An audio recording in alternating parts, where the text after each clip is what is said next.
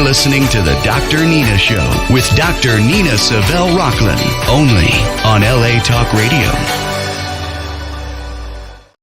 Hi there. Welcome to the Dr. Nina Show, Outsmart Emotional Eating. I am your host, Dr. Nina Savelle Rocklin. I'm a psychoanalyst specializing in eating disorders, and I know firsthand what it is like to struggle. I found the cure to binge eating, and now I help people all over the world find true food freedom. And on this show, I am here for you too. Imagine waking up and thinking about your day, not your diet. That is the goal. So today we're going to talk about how to break free from the when-then trap. I'm going to tell you what that is, how it pertains to your relationship with food. If we have time, I will open up the phone lines for callers. If you're on Instagram and you're on the live stream, please feel free to leave a comment or a question anytime. So what is the when-then trap? It is a term that refers to the mindset of setting conditions for happiness or satisfaction. So we think that when a certain event or circumstance occurs, then we are going to be happier, more fulfilled, more successful. And that applies to all kinds of life situations, whether it's reaching a desired weight, achieving a career goal, finding a romantic partner, buying a dream home, a car, whatever it is. And the when-then trap shows up in many aspects of our lives, including our relationships, careers, personal development, and definitely in our relationship with food and body image. So here are some examples like, well, when I get that promotion, I'm going to be satisfied with my career and know that I'm a success. And all that does is lead to job dissatisfaction in the present. And it also ignores any accomplishments you're doing in your role right now. It's always like, well, when I get to this place that I'm not at, then I'm going to feel good about myself. Or when I save up $10,000 or $100,000 or $1 million, then I'll feel financially secure. And that results in you just constantly feeling financially insecure, even if your current situation is stable.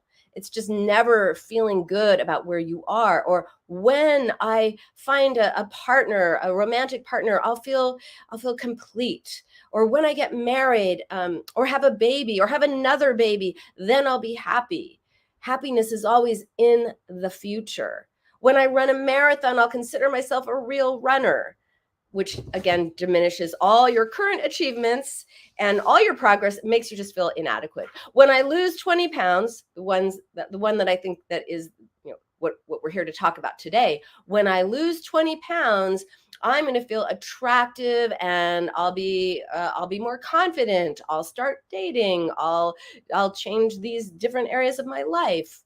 When I lose weight, then ... And this mindset just fosters or reinforces negative body image and low self-esteem and makes your future happiness contingent on weight loss. I mean, that is really particularly insidious, right? It not only puts off happiness to some undetermined time in the future when you lose that weight, but it also creates an unhealthy association between body weight and happiness. I can't tell you how many people tell me, well, I know I'll be happy when I'm thinner, as if all their problems will just totally disappear forever when they're thinner, that life will just be so much easier when they're thinner. And of course, in some ways, it's true. You might feel better in your body. You might not deal with fat bias, or there are so many ways in which, yes, there are realities to what it is like to live life in a bigger body. But the idea of feeling happy and just having a better life when you lose weight is an illusion. Or thinking, hey, when I have a perfect body, whatever that is, what is a perfect body? What the heck is a perfect body? Please tell me. Don't tell me. It doesn't exist. I already know. But that just leads to low self-esteem, body dissatisfaction, and it can lead to potentially harmful behaviors aimed at achieving some idealized body.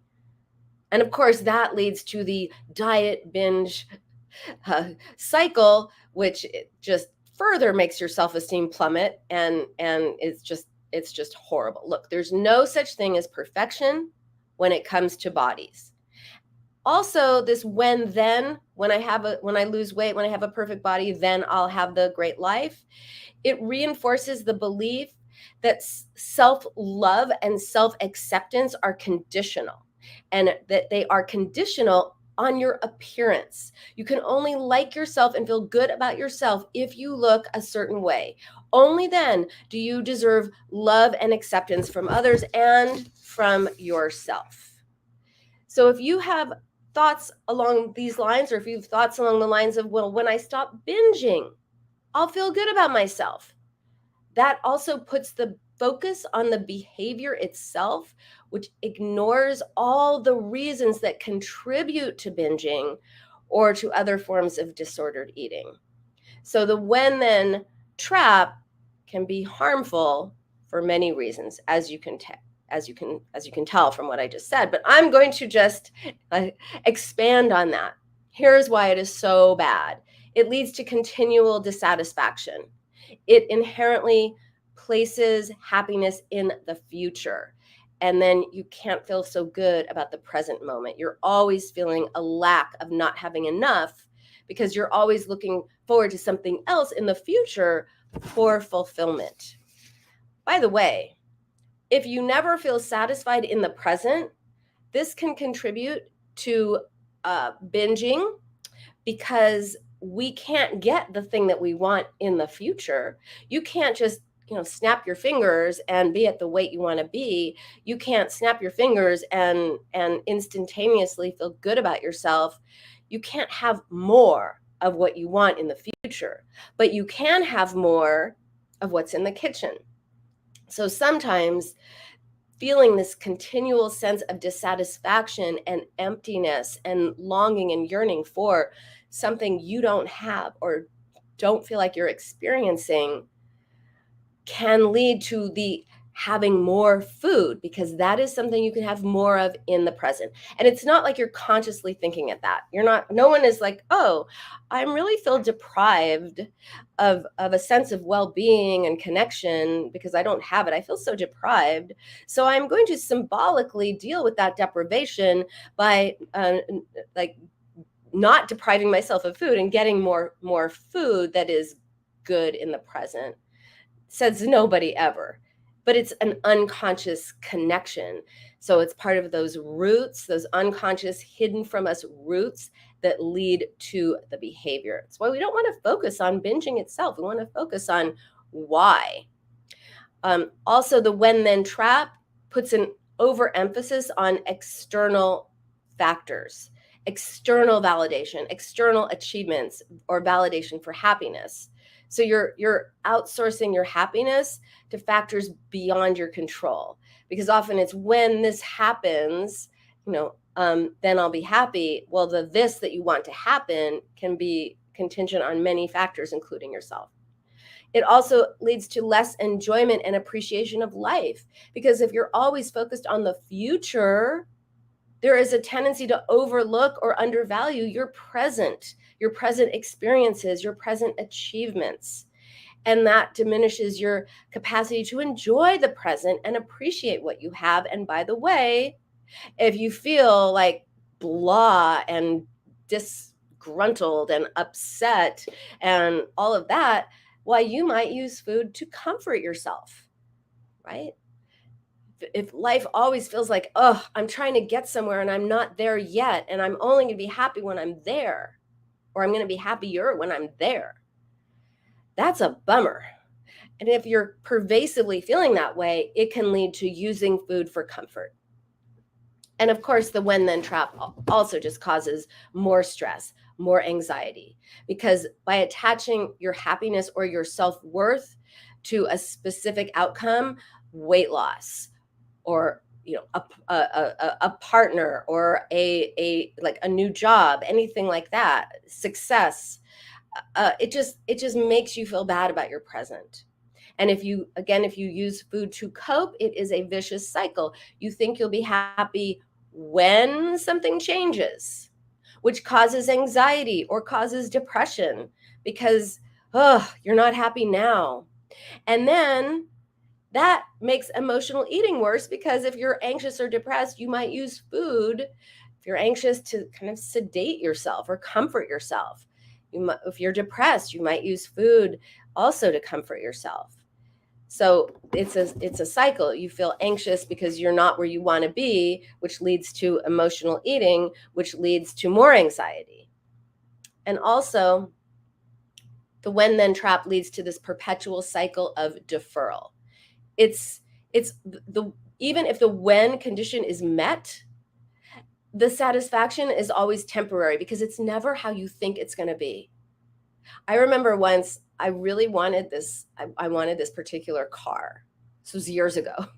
I wanted this car, and I really thought, when I have this car and when I'm behind the wheel of this car, I am going to feel so good. I'm going to feel like I have made it. I'm successful. I'm fabulous. And you know what? I got the car. And I got behind the wheel. And for maybe 3 days, I was like, I feel good. And then you know what? It just became a car.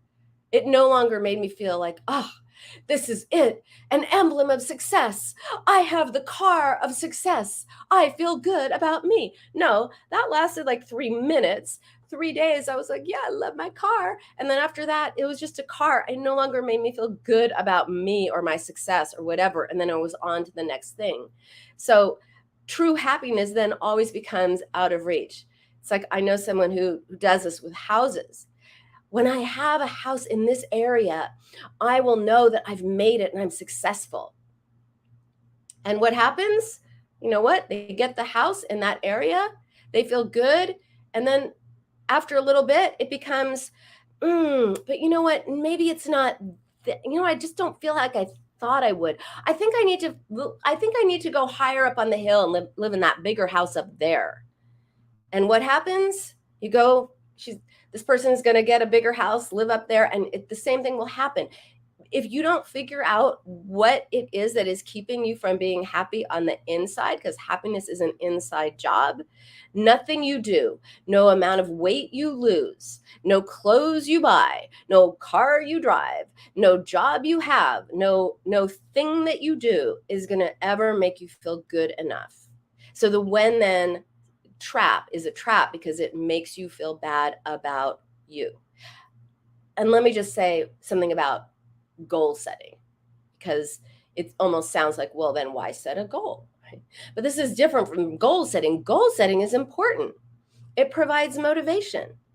But the when then trap is this sense of, I'm not going to feel good. I'm not going to be right. I'm not going to be good with myself until that goal is met, versus I feel good about myself and I want to meet that goal. It is a big difference. It seems like a small semantic difference, but it's actually a huge difference in how you feel about you, because the when then trap leads to perpetual dissatisfaction. Happiness is constantly projected into future events, and it's then it gets the finish line gets farther along every time you reach it. So let me tell you about Amy and Amy's journey, because I always think it's really helpful to hear sort of theory or talk about something, but it hits home when you hear about how it affects an actual person, and it's a lot more relatable. And that's why in my book, The Binge Cure, I use a lot of examples, because you can find yourself in these examples and you can relate to people as opposed to ideas. So Amy had a successful career. She had a supportive family, but she was constantly stuck in the when then trap. And she believed that when she lost weight, she would be happier in all aspects of her life. She would feel good in her body. She would be happier in her marriage. And she even thought she would be more respected at work.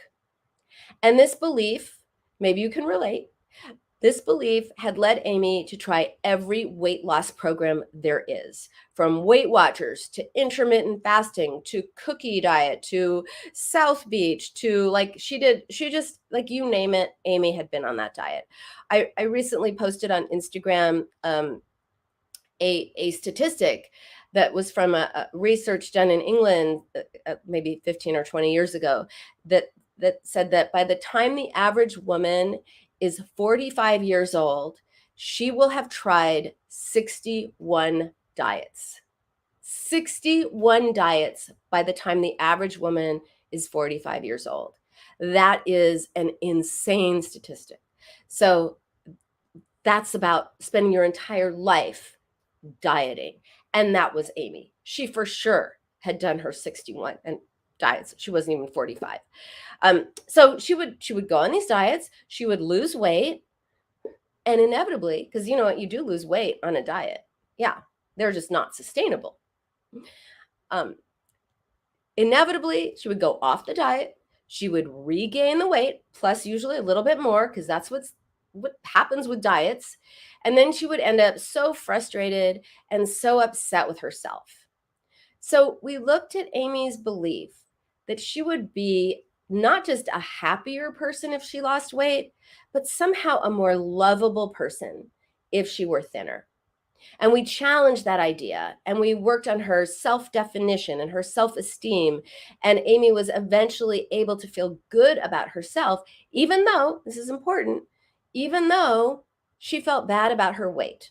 She felt good about herself, but bad about her weight. But she began to focus less on weight and more on gaining self-esteem. Instead of losing weight, she wanted to gain self-esteem.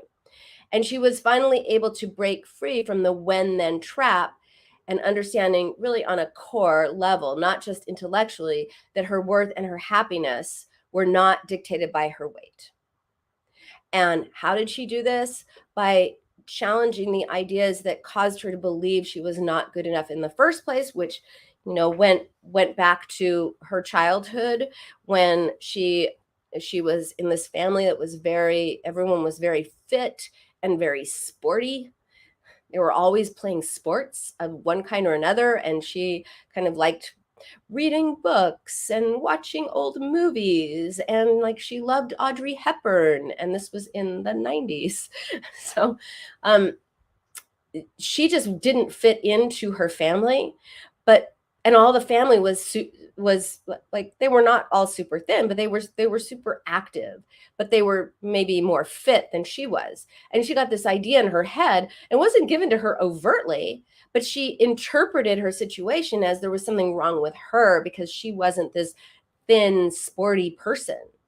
And she had to challenge the idea that just because she was different, there was something less valuable or valued about her. And she learned new ways to respond to herself. We changed her negative self-talk. She frequently used to call herself names. She would refer to herself as a disgusting pig. Like she would say, "God, you're so gross." I mean, she would say like the worst, most horrible things to herself. And if you say that to yourself, you make yourself feel bad. You cannot simultaneously be cruel and harsh and mean to yourself and nice to yourself. Excuse me, those things don't go together. So she would often use food to escape her own mean voice. When she started encouraging herself, validating herself, being kinder to herself, guess what? She didn't use food to escape her mean voice for comfort, distraction, or anything. And she was able to feel better and lose weight as a result of these new habits, these new ways of relating to herself, not by dieting, not by even thinking about food, but because she cultivated a healthier mindset. And because of that, because it wasn't a diet, which is always temporary, and it wasn't about willpower, and it wasn't about control, because it was just this new way of being in the world, she kept that weight off. So I'm just going to skip over the different reasons for why we might, well, maybe I won't skip it over. All right. You know what? Here's how we learn to be in the briefly. Here's how we learn, like Amy learned to be to develop this when then trap, because it also gives you hope. And here's the thing, it gives you this hope for the future. Oh, when I do this, then I'm going to feel better. That's hopeful, but of course it's also not helpful.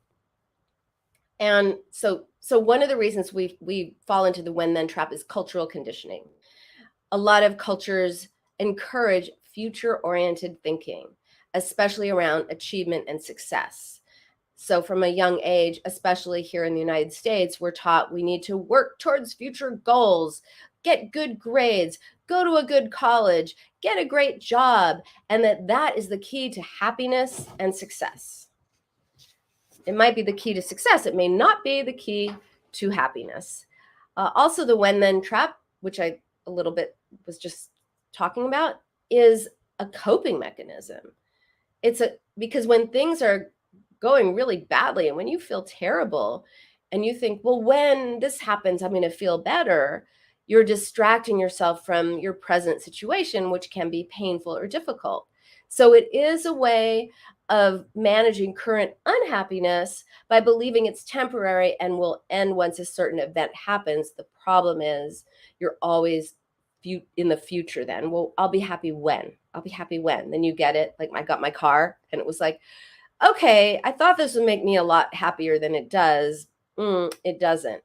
No, I'll be happy when something else happens, right? And it also creates an illusion of control over our happiness or self-worth. By tying our happiness to specific tangible goals or events, we have this sense of, oh, all I need to do is do this or get this, then I'm going to be happy. And that's just not true. You know, a lot of people achieve those things and then it's like this, oh, okay, so I have this, I lost the weight, but I still don't feel how I thought I would feel. Or I got the thing that I wanted. I got the promotion, or I had the baby, or I got married and oh, okay. Or I moved.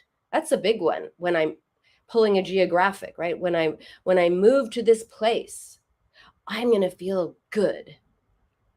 And then you move to the place and you're kind of like, well, wherever you go, there you are. Whatever is going on with you in your original place, it follows you to the new place. And it really is depressing. It's depressing when we realize, oh, I got the thing I wanted and I'm not feeling like I thought I would feel. And of course, that impacts our relationship with food, since we may use food for comfort when we're sad or discouraged or as a way of managing anxiety. And also, it makes us depressed, constantly pushing happiness to some future time. That is depressing because then you're never happy in the now. And it can cause us to neglect our self-care because we're always thinking about, oh, when I get this, then I'll take better care of myself, or when this. So it's just hard. It's just hard to be in this when then trap. That's why it's called a trap. And it also leads to, I just want to say something about procrastination, because a lot of people talk to me about procrastination. Why can't I do the thing? Am I lazy? What's wrong with me? Someone today just said, well, I think maybe I'm just lazy. No, you're not lazy. If you're not doing something you want to do, it's for a reason. If you're doing something you don't want to do, it's for a reason. Let's get curious about what that reason it is. So, example of procrastination. Let's say you've got a big project at work, a big goal, something you're really excited about. And instead of getting started, you think, well, when I feel more inspired, I'll start working on this project. Or I think I need to clean the house before I start this project. Or this condition has to be met before I start this project. And before you know it, hours, days, weeks, months, even years have passed. You haven't done the thing you want to do. And that is also a when then trap, because by attaching the action, starting the project, to the condition, oh, I have to feel inspired. I have to be in the right mindset, or whatever it is. You're setting up a scenario where you're always waiting for the perfect moment to start. That happens a lot with people having babies. I have to wait till it's the perfect timing to have a baby, or I have to wait to the perfect time to get married, or I have to wait to the perfect time to do, fill in the gap, fill in the space, fill in the blank. That's what I'm trying to say. Fill in the blank. There is no such thing as a perfect moment. Whether it's starting a new project or looking for a new job or meeting new people or dating or any of the things, any kind of change, there's never a perfect moment. You just end up in the land of procrastination and you're in this loop of waiting for a moment that never arrives, and then you never do the thing. Why? Because maybe you have conflict about the outcome. Maybe there's a part of you that wants to do something but is also afraid of doing something. And instead of beating yourself up, why can't I do the thing I want to do? Look at, well, how am I conflicted? Yes, I want to start this, but what am I afraid of? And then you have to imagine, okay, what's the worst that can happen? What's the best that can happen? Because the most surprising reason for self-sabotage is this: fear of happiness. Fear of happiness is the biggest reason for self-sabotage. And that might sound a little strange, maybe even a little crazy. Here's why. In our culture, we often have this idea that happiness is going to lead to disappointment or something bad. We have all these phrases like, oh, it was too good to be true, or the rug is going to get pulled out from underneath me, or the other shoe will drop. These are all ideas that say, hey, if something good happens, watch out because something bad is going to follow it. So how can you keep yourself away from that something bad? Well, if you never let the something good happen, then the something bad will never happen to you. And if you're the person who's not letting yourself have your own happiness, if you're the agent of, whether you call it procrastination or sabotage, if you're the person who's not letting yourself be happy, then you have a sense of mastery over your own unhappiness, rather than I'm going to be happy and then something out of the blue will happen and take it away from you. That can feel unbearable. And so often we unconsciously, unbeknownst to ourselves, have this conflict about happiness, these expectations of it's going to be great, and then what? And then what? People think, that they're just going to lose everything, or they'll be different from other people, or people will be jealous of them, or in some way the happy thing will lead to loss, and that is scary and unbearable. So you keep yourself stuck, right? But then you're always in a state of chronic dissatisfaction and always chasing after the next big thing, which leaves you empty, right? You feel empty if you're never having what you want. And if you're always feeling empty, that can lead to using food to symbolically fill the void. If you never have what you want in life, you may feel empty, and you may use food symbolically to fill that void.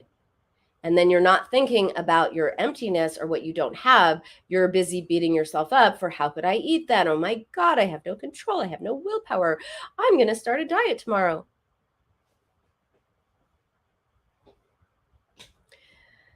All right, let's talk about happiness.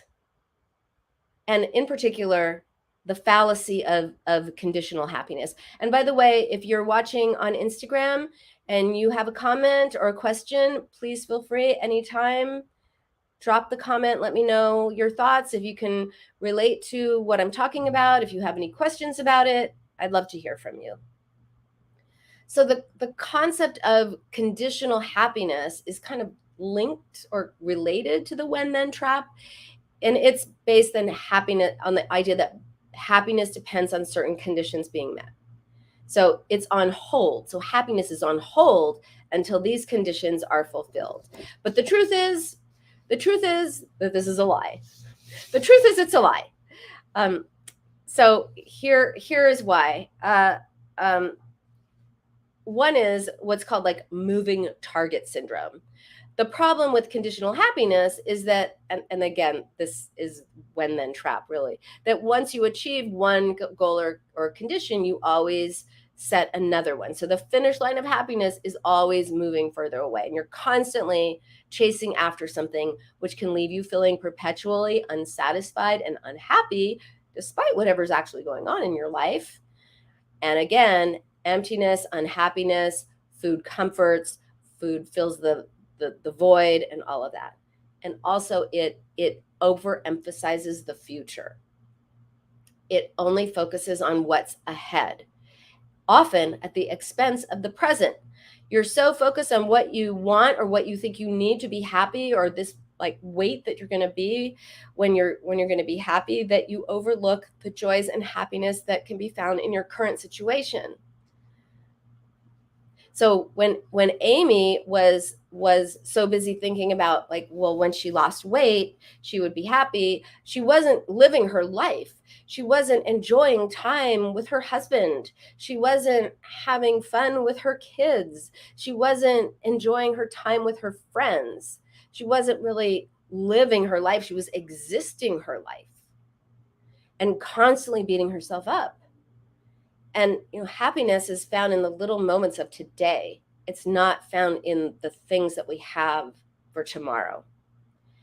And when we do that, when we say, well, I'll be happy when I lose weight, when I stop binging, when this, when that, then you actually give up control of your present, right? It's like you're only living for something that hasn't happened yet.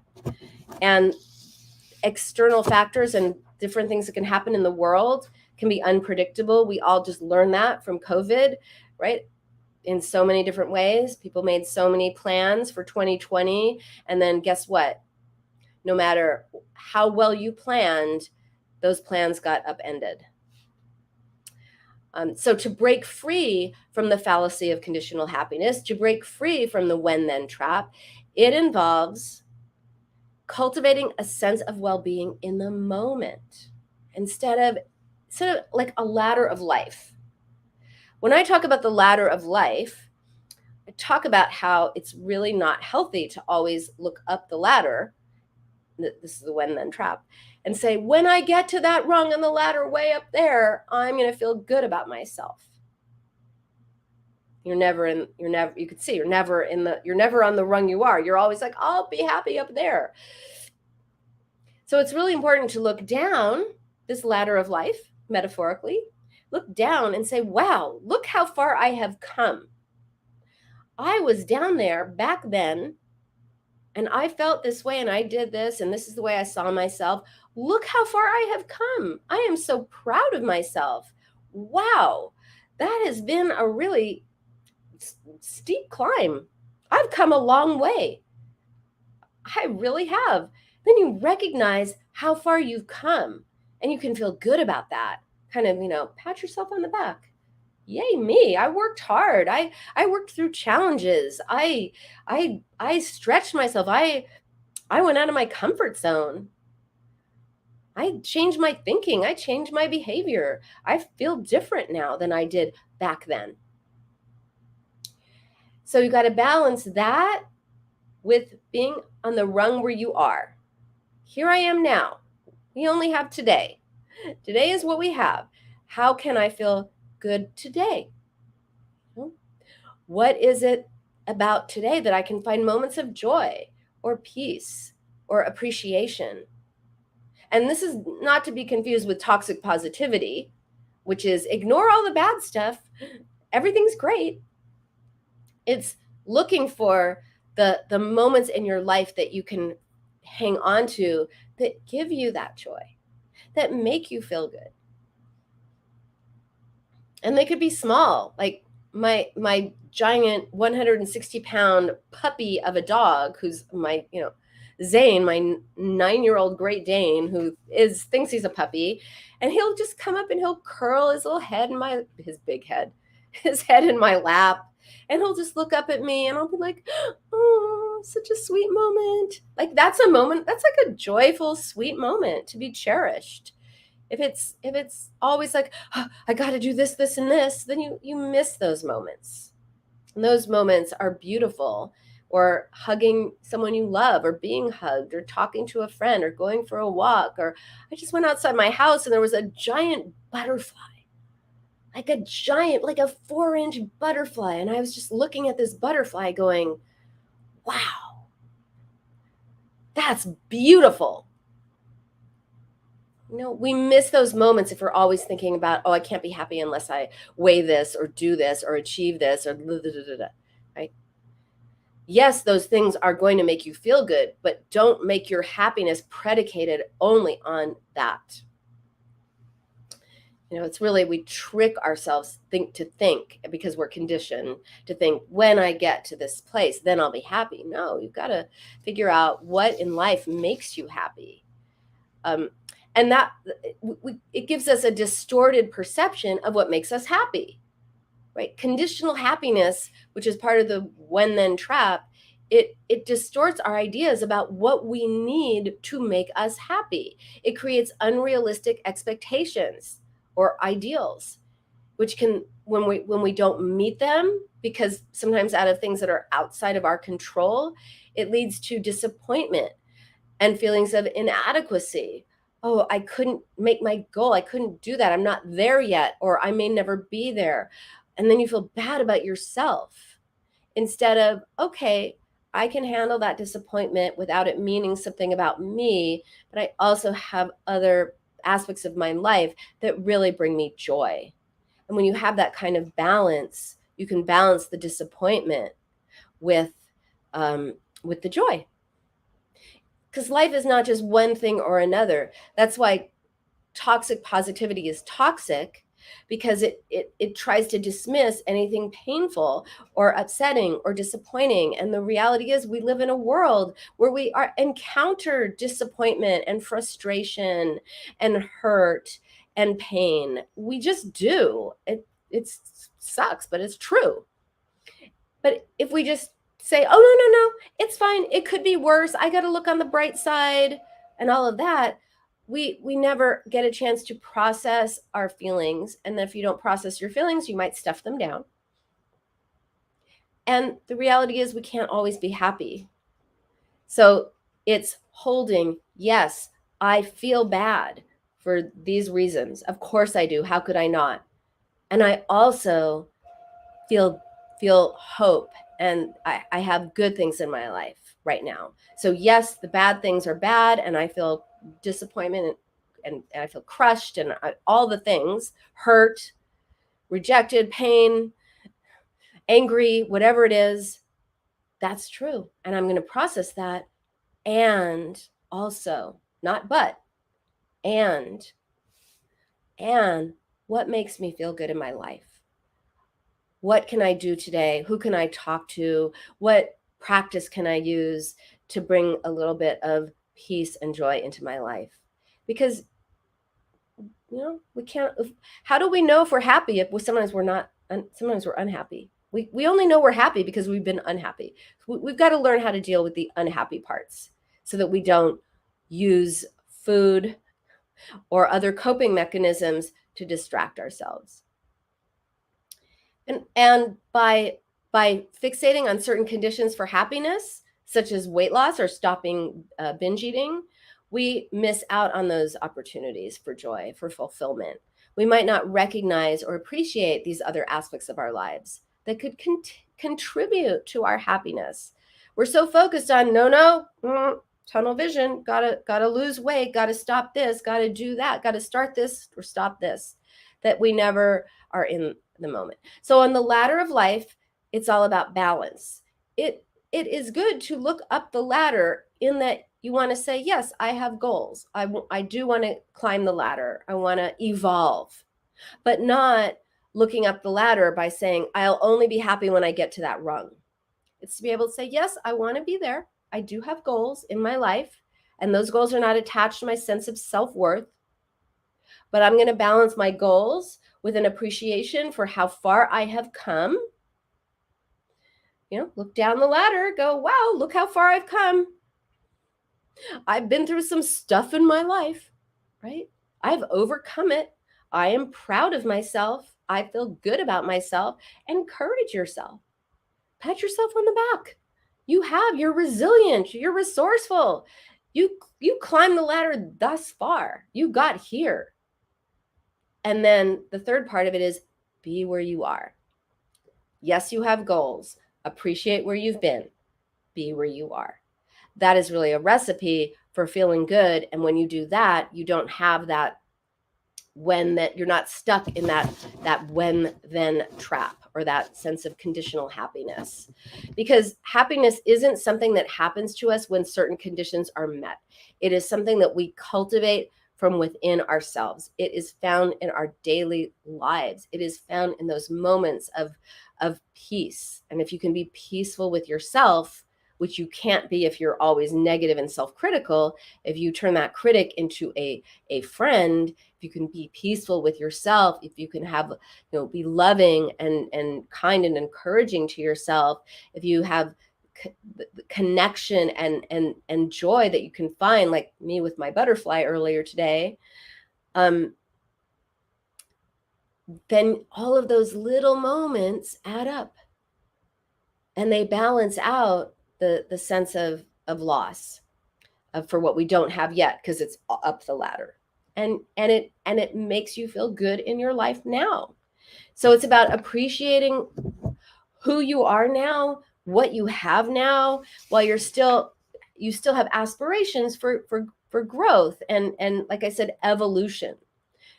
Because even people who have all the things that you want, they can still feel unhappy. The unhappiest person I've ever met had maybe $100 million, 35 houses, and such a hole in their soul. Not anymore. That's the good news. Doesn't matter how much you have. When you have $100 million, you can buy yourself pretty much anything you want. Nothing helped this person be happy. And okay, this can't help but say it, but Anthony Bourdain and Kate Spade, they both killed themselves despite their incredible success. So don't fool yourself to think that when you have incredible success, you will be happy. When you lose weight, you will be happy. You will be you, just thinner. So find a way to be happy within yourself, even if you're not happy about your weight, even if you feel bad about your weight, like Amy. She felt bad about her weight, but when she felt good about herself, that's actually when she was able to start losing weight. How about that? True happiness doesn't come from a number on the scale or any kind of material possession or external validation. It comes from within. And it's how we perceive things, our attitude, our mindset. It's about appreciating simple moments in life. Several years ago, was it almost 6 years ago, I got diagnosed with breast cancer very, very early. Everyone get your mammograms super early. And I remember being, first of all, really pissed off because I thought, wait a minute, I am doing everything right. I am something of an LA stereotype. I am like dairy-free and gluten-free, and I exercise, and I do, which I did for autoimmune reasons, and I do everything right. How is it possible that I would have breast cancer? So it really pissed me off. It was so unfair. And after I got done being upset and scared and all of that, I started worrying. And what was I worried about? How many hugs would I have with my daughters and my husband? Those moments were the most precious to me as I thought about my mortality, like hugs with people I love, connection. That's priceless. And it took me getting that diagnosis, totally in remission now and everything's fine. But it took me getting that diagnosis to realize how priceless a hug with your kids really is. It sounds so trite. It sounds so, I don't know. I don't care how it sounds. That's how it felt to me. It was the most priceless thing in the world when I didn't know how many hugs that I would have left. So appreciating those seemingly simple moments that are so priceless and cultivating gratitude for the blessings we have while finding a way to process our anger, our pain, our frustration, or whatever about the things in life that don't go well, that is what leads us to be happy. So instead of always chasing after a future where you hope to be happy at a different weight, or when you're no longer binging, or when you have a whatever normal relationship with food, it's about embracing the present and shifting the focus to what you already have right now, today, in this minute. In fact, I invite anyone on Instagram to drop a comment. What are you grateful for? Or what are your precious moments? What are your precious, priceless moments that you can think about that you have today that can bring you joy and therefore happiness? Because when we start to focus on that, we notice the beauty around us, the abundance we actually have. And also, happiness isn't a constant state. Life has ups and downs. It has victories. It has challenges. So we can't expect to be blissfully happy all the time. That is just not realistic, and it's not optimal, because how do you know you're unhappy unless you've had some painful, difficult experiences? Without the valleys, you can't see the mountains. And happiness is, it encompasses just, it can be found in any place, in any moment. You can find something that can make you feel good. And you don't have to be ecstatically happy. You could just go like, oh, And when you acknowledge and when you embrace the full spectrum of your emotions, you really develop resilience, and you have a greater appreciation for those moments of genuine happiness that come your way. And you're not always fixated on, oh, where am I not? How come I'm not there? How come, why did I eat that? Things like that.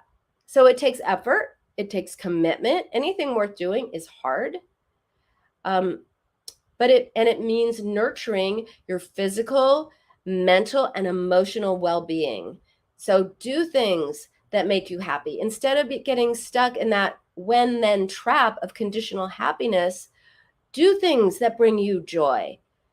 Pursue a hobby that you love, or something you might have always wanted to do but never had the courage to do, or just thought, oh, I'll put that off into the future, or it's silly, or whatever.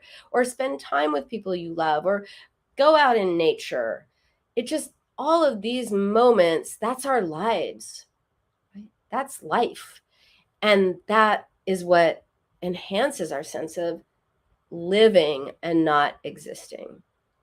So the when-then trap, it can be sneaky, but the good news is once you recognize it, you can take steps to break free.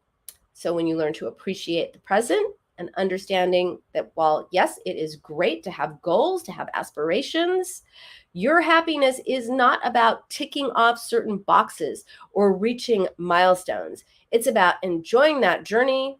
It's about celebrating your achievements now. It's about finding joy in the here and now, in those small moments, and really just creating balance between the things you love and the things that you don't.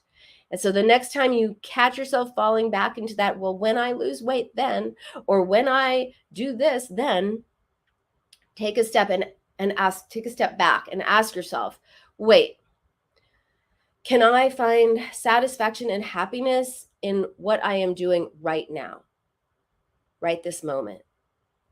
And when you do that over and over and over, it brings you more peace, actually more productivity, because you're just doing it in the moment. You're not constantly trying to chase a dream, and it brings you more satisfaction. So just really quickly, so recognize the pattern of your when-then thinking, shift your focus to the present, Focus on what you already have. Set realistic goals. Embrace that journey of life and practice self-compassion. Breaking free from the when-then trap takes time and practice, but it is possible. So I encourage you to do that and to really give this some thought and create some change in your life starting today. And that is our show for today. Thank you so much for tuning in. I'm Dr. Nina Savell Rocklin, psychoanalyst, and I'm here to help you create a binge-free, happy life.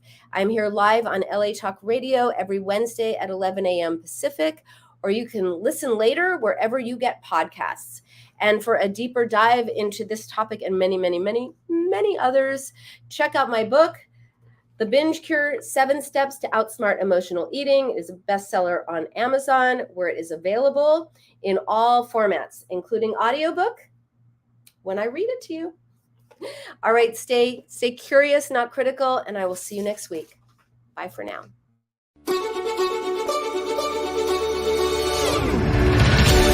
You're listening to the Dr. Nina Show with Dr. Nina Savell Rocklin, only on LA Talk Radio.